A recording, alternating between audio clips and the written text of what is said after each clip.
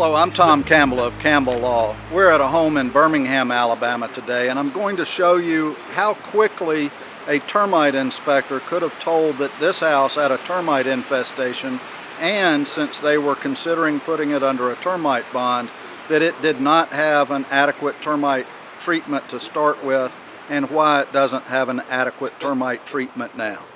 You can determine this literally before you ring the doorbell. The termite inspector should be able to tell from no farther away from the house than I am right now that this house has never been treated.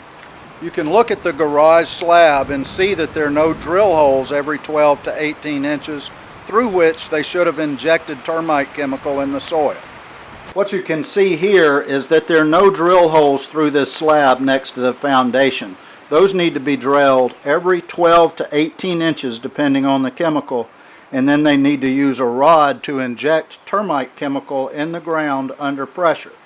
The other problem they know is that this is a dirt-filled planter box, and what this has done is it's raised the dirt outside the house above the wood in this structural wall that supports the roof of this house.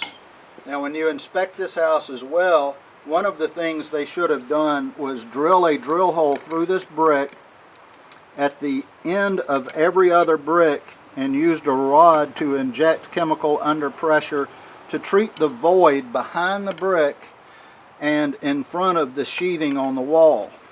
What they also should have done here is to dig a trench 6 inches wide and 6 inches deep and flooded that valley with termite chemical and saturated the soil as it was placed back up against the foundation.